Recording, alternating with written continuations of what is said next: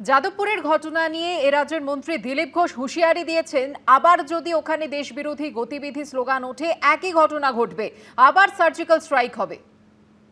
পরিবর্তন হয়েছে, অনেক কিছুই হবে, 6 মাস অপেক্ষা করুন।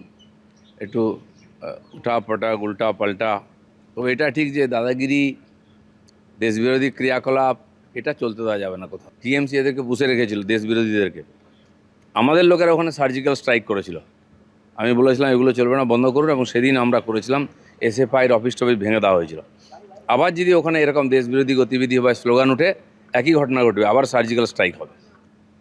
এসএফআই রাজ্য সম্পাদক সৃজন ভট্টাচার্য এবার কি বলছেন এই নিয়ে দেখুন। যাদবপুর সম্পর্কে মাঝে মধ্যে নিজে ভেসে থাকার জন্য 4টে কমেন্ট করেন, ওগুলো কেউ পাত্তা দেয় না। দিলীপ ঘোষ আগে শুভেন্দু অধিকারীদের সামলান, তারপরে যাদবপুর দেখবেন।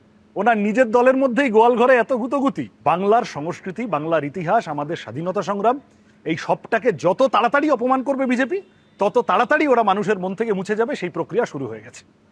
যাদবপুরের ঘটনা নিয়ে মন্তব্য করেছেন বিজেপি বিধায়ক অর্জুন সিংও।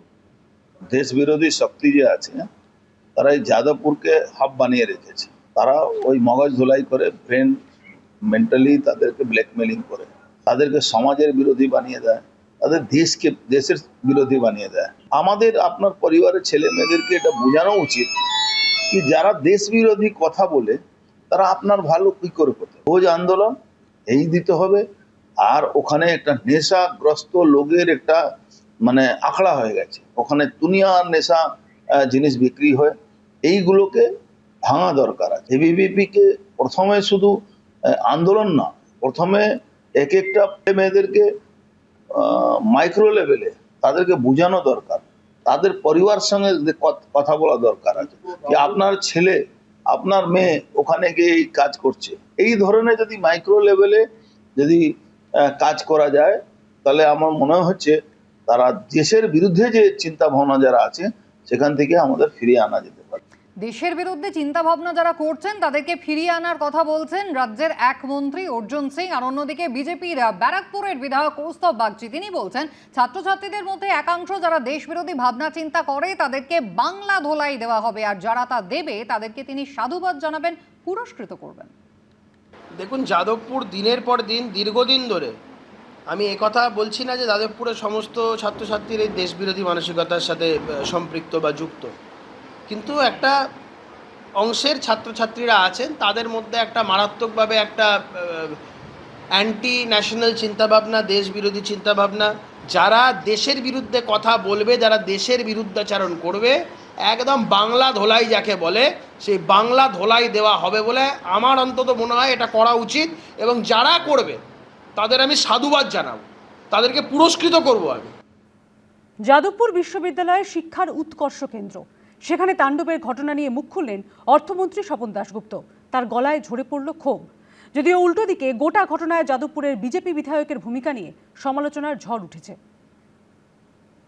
এটা হচ্ছে আমাদের রাজ্যের একটা বড় সেন্টার অফ এক্সিলেন্স, অসম্মান করা হয়েছে, সেটার কোনো সন্দেহ নেই। দেশের অভিজাত শিক্ষা প্রতিষ্ঠানে এভাবে তাণ্ডব চালিয়েছে বহিরাগতরা। সম্মান, গরিমা, আভিজাত্য ধুলোয় মিশিয়ে দেওয়া হয়েছে। সরাসরি অভিযুক্ত আরএসএস এর ছাত্র সংগঠন অখিল ভারতীয় বিদ্যার্থী পরিষদ বা এবিভিপি।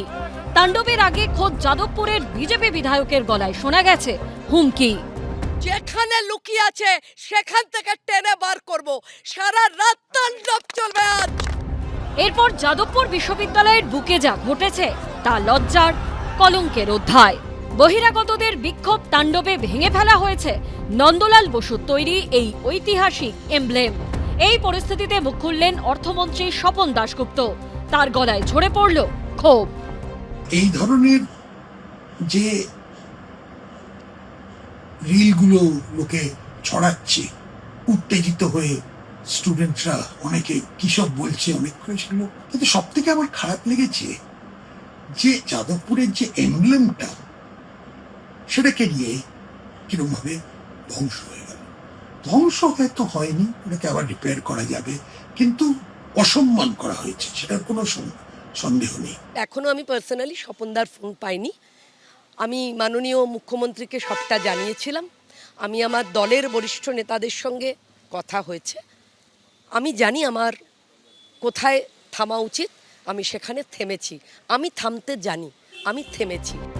যাদবপুর বিশ্ববিদ্যালয়ে যা হয়েছে তা যে কল্পনাতীত তা স্পষ্ট অর্থমন্ত্রীর কথায়।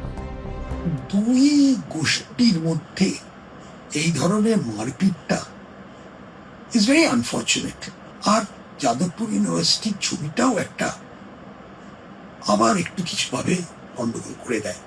এটা হচ্ছে আমাদের রাজ্যের একটা বড় সেন্টার অফ এক্সিলেন্স। এটার যাতে উন্নতি হয়, যাদবপুরের যাতে উন্নতি হয়, যাদবপুরের যাতে আরো স্বীকৃতি পায় সারা ভারতবর্ষে, এটা আমরা সবাই চাই।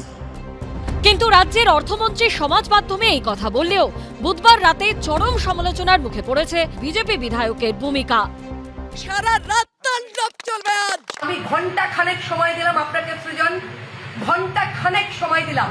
হয় আপনি যাদবপুর থানায় তাদেরকে সারেন্ডার করাবেন, তা নাহলে 1 ঘন্টা পর থেকে যাদবপুর হোস্টেলে ঢুকবে গোটা ভারতীয় জনতা পার্টি, পশ্চিমবঙ্গের সরকার, এবিভিপি সবাই। গোটা বিশ্বে ছড়িয়ে রয়েছে যে শিক্ষাপীঠের ছাত্রছাত্রীরা যার জন্য গোটা দেশ গর্বিত, সেই যাদবপুর বিশ্ববিদ্যালয়ের সম্মান নষ্ট করলো যারা, তাদের বিরুদ্ধে কি কোনো ব্যবস্থা নেবে প্রশাসন? ঐশী মুখোপাধ্যায়ের রিপোর্ট, এবিপি আনন্দ। এবিপি আনন্দ, এগিয়ে থাকে, এগিয়ে রাখে।